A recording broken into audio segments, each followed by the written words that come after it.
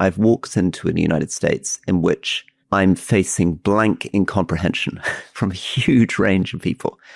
Students, people who are Democrats, moderate Republicans, colonels in the military, academics. They don't feel anything like the level of outrage, shock, and disgust that we feel about this Iran war. I was in the US during the Afghan and Iraq wars, and again at a university at Harvard. I'm now at Yale. They were very interested in deep conversations about what was going on the ground, different theories of military strategy and threat assessment. This is a war where the level of discussion and argumentation is very, very limited.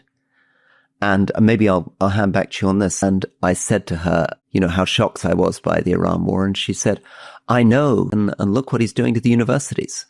And that was about all the conversation I got out of it. That sort of goes against how it feels from reading the polls. I mean, the polls he is at the moment as unpopular as any president at this stage of his term, any president in history. World War II had 97%, Afghanistan 92%.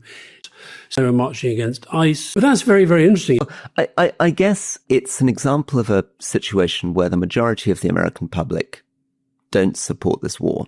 But my sense is that for a range of reasons, people are not focused on the detail of it. When I talk to students, for example, and, obviously when I was here 2 years ago, many, many people were demonstrating against Gaza and the university was, almost shutting down in bits. And they have different arguments for that. We don't want to imperil the university. But there's also an even more striking sense that if they talk about the war at all, I mean, obviously I'm generalizing, but I've spoken to huge, very, very long, intense conversations now with dozens of different types of people, from academics to serving military officers to students to energy experts. It's a war that feels like one of the reasons it's not being analyzed properly is that it's moral hazard. The risk is taken by the US. The costs are borne elsewhere. There's no equivalent of the US sitting in the position that Rachel Reeves is sitting at, seeing her public finances in trouble. So it really is no body bags, limited economic repercussions, many other things to think about, and a long way away. That's not really part of the conversation. Well, Rory, what that says to me is that even at the universities, they're perhaps more stupid than we realise.